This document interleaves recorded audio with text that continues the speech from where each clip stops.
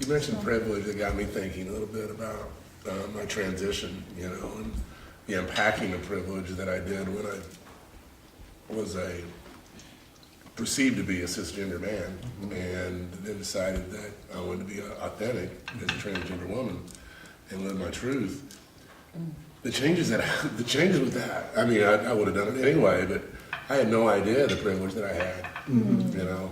But losing that privilege made me aware of what privilege was. And then, you know, even as a white trans woman, I have certain privileges that I want to use for the betterment of, you know, privilege in and of itself is not a bad thing, I don't think. It's what you do with it. Yeah. Yeah. Thanks you guys. You're educating me and I hope a lot of other people about some of this shit.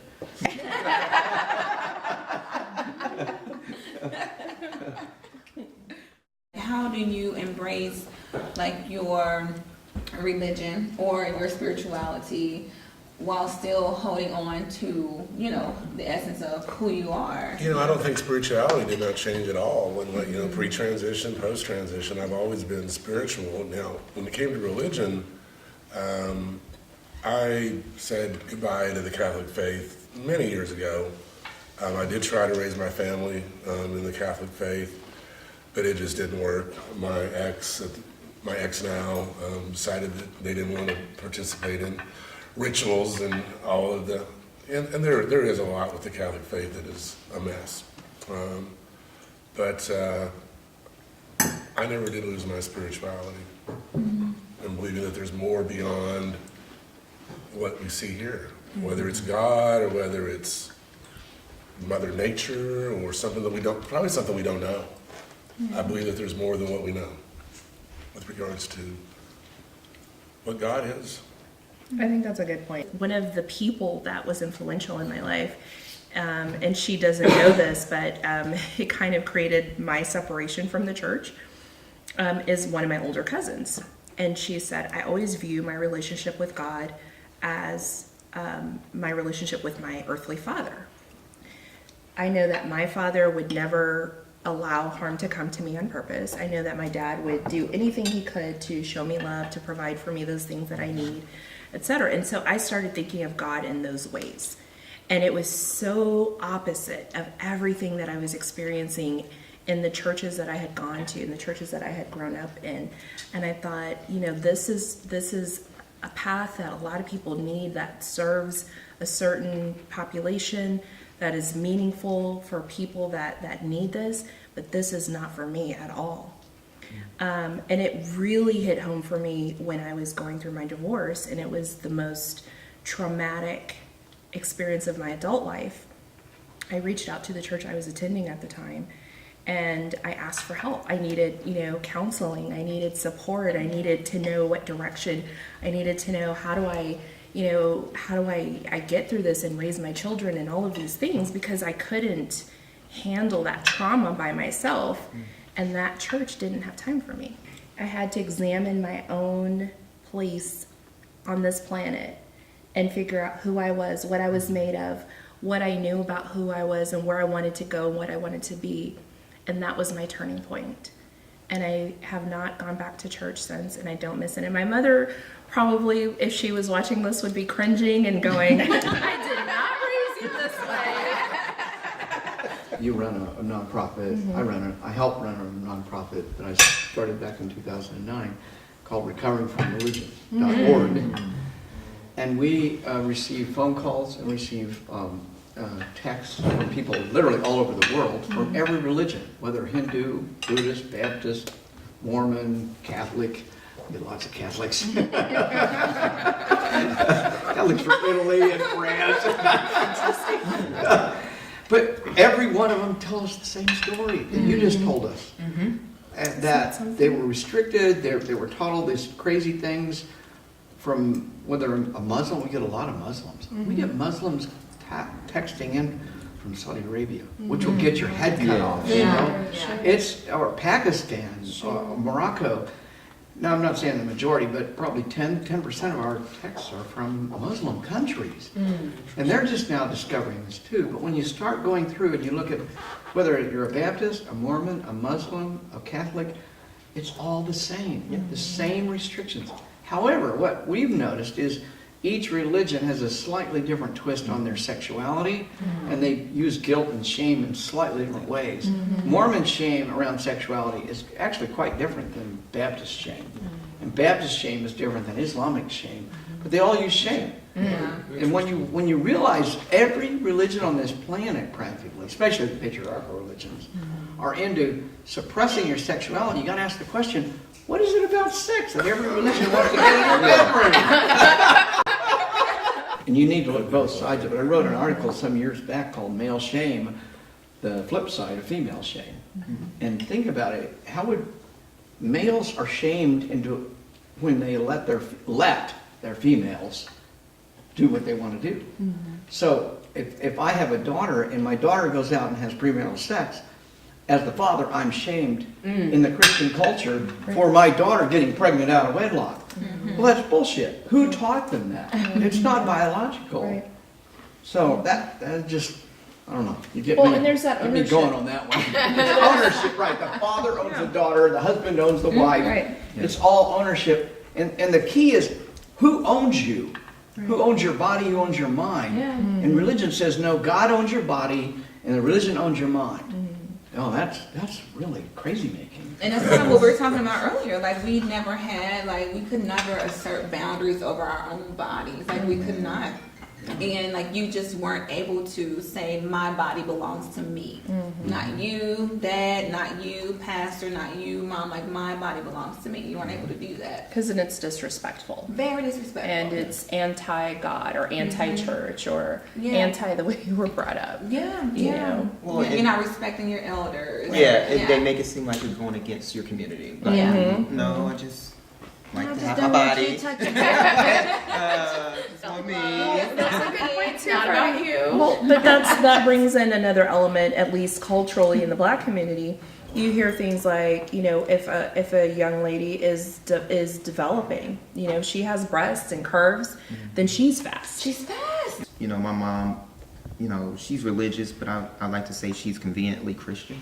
Like, I mean, she says she's a Christian, and I mean, when I came out, she accepted me. She's like, you know, child, you always been weird. She calls me the weirdo, and I was like, hey, I take it. But I still love, you know, I love you. You know, you are a good child. You know, as long as you're living your life, I would prefer you living your life than, you know, thinking about harming yourself. As so many people, she's like, as so many people do, I would prefer you to be in my life than not. But being that said, you know, my father's a pastor down in Texas. And I came out to him and we had the most awkward talk. It was awkward. But when we had our conversation, you know, he's like, I still love you, the same thing as my mom said. But then the following day, he brings out a text saying, you really need to read the Bible and this and this. And I'm like, you say you accept me, but then you push religion and say, because you're saying that I'm not going to make it. I mean, in the essence, you're saying that I need to find God because I'm not going to make it because my life isn't appropriate. And I took a look at Muslim, you know, being Muslim. And I was like, okay, they don't do the pork. I live in Kansas City, Missouri. We're about that barbecue life. I was like, I can't do this right now. You know, the religion does preach a lot of stuff, but then the culture is still very toxic. And the thing is, I try not to become limited in my thinking and in my expression. I find it interesting that, you know, as we sit here and talk about our religious backgrounds, we all have an element of spirituality to our lives, you know. And I'm not sure exactly where that came from. You mentioned, you know, God is love. You know, how many times have we heard that? And not just today, but in, you know, the context of religion. When I broke from religion, the religious structure, I was in high school. Like, I was a freshman in high school, and I was constantly, I'm very inquisitive. I love, you know, research and just finding things out, and you know, knowledge-based learning is a big piece of my life, and I had started looking into more natural and obviously non-religion, like paganism and that kind of thing. I was seeking that, and I really like the idea of like crystals and herbs and just the whole cleansing, more ritualistic type things. And there wasn't even really a form of worship inside of that, but it was just like, oh, this is fun, this is interesting, especially at 13, 14 years old.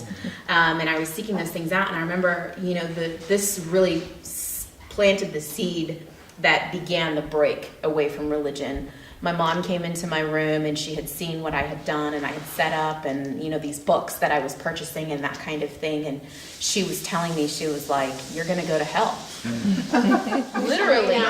She says, "I fear for your immortal soul by you reading these books, by you being curious, about these things. You're gonna go to hell." And I adore this woman, don't get me wrong, I'm not in any way making her wrong, but I think, coming from this fear-based, how she was operating out in the world, that was what it was. She had been conditioned to believe that this is what the truth is. And I'm in the same space, I think a couple of you have mentioned, just the connectedness and through our humanity, and I don't believe in a God that is going to send me to hell for being curious and being open-minded and just exploring. And then the other one that really, I think that really broke it, that was kind of like the final straw, was when it kept getting hit home. I was a young mom, I was a teenage mother.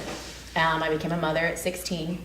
And when it was being pushed upon me that my son was born a sinner, and I was like, no. There's something here, there's an element missing, kind of like my mother, that cultural, that environmental thing. And it was like, okay, something's not in alignment here, I'm not settled, what's going on? And I never could figure out and uncover what that was. And then I went and I got baptized, and I stayed in the church, and the messages were really beautiful. But then, and this is, I apologize how this is going to land, but I was surrounded by hypocrites inside the church. And I'm not saying the entire church was hypocritical. It was just constantly what I was hearing, just proximal, within proximity. I was hearing things, and I'm like, oh my God, why am I here? I don't think it's the religion that's wrong. It's the people who keep the religion alive, and that social view alive, that is in a way kind of bastardized what it was meant to be. God is love, God is compassion, God is understanding and accepting, and all of these things. A personal moral code, how I operate, how do I honor my friendships, how do I honor my romantic partnerships, how do I, honor my family, and that kind of thing. And that has really settled something deep within me. Yeah. So. I think 12 years old, I've heard that from several people, 12, 13-year-old. Yeah. That's really a critical time in as a species, our development. I mean, personally, that's when I started leaving religion as well. My mom came into the bedroom while I was masturbating and caught me and sat down on the side of my bed and said, I can only imagine. "Daryl, yeah, that's okay, you can do that, but you won't do it when you get married." Oh. Boy, she was wrong about that. Did it even more. But about the same time, my aunt, we were visiting my aunt out in New Mexico, and I climbed up the top of this mountain mesa, and I found shark's teeth on the top of the mesa. I come back down and say, "Aunt Margie," and to my mom, why are these shark's teeth up there? And they said, "Well, God put them there in Noah's flood." I thought, in my mind, I'd say, "Bitches, I know better than that." So at 12 years old, I was thinking, you guys don't know anything about this. I've always loved science. I've loved geology, I've loved biology. I'm just a science nut. But I still stayed in the religion because my whole family was, I had missionaries. My parents actually became missionaries when they retired. I had cousins that went to Africa. All this stuff. And they're also racist as hell, but that's another question. And I look around, I'm saying, why are you racist? This is not right here. This is long before LGBTQ stuff comes out. And I'm starting to see how hypocritical my own parents are. And I love my parents. They're both deceased now, but I love my cousins. I loved all these people, and yet I couldn't stand to be around them because the way they talked about other people. Think, this is what you call God's love here? So I went through seminary. I thought, well, I got a master's degree in religion. I can go out and preach. But by the end of 2 years, I realized it's all bullshit. And I just decided I'm not going to do this anymore. But I was still in a marriage. I was still with a wife that was pretty religious, although she's pretty liberal, and we're still good friends. Until we got divorced. And I'm seeing this a lot of people, when they get divorced, and you mentioned it too, there's a break. Well, that for me was the break. Not just in their marriage, but in their religion. At 38 years of age, I was no longer tied to a spouse that was religious, and all of her family that was religious, and I went my own way. So by 40, I was an out atheist, and I never looked back. And that was such a liberating thing. I no longer have to worry about masturbating if God's watching me now.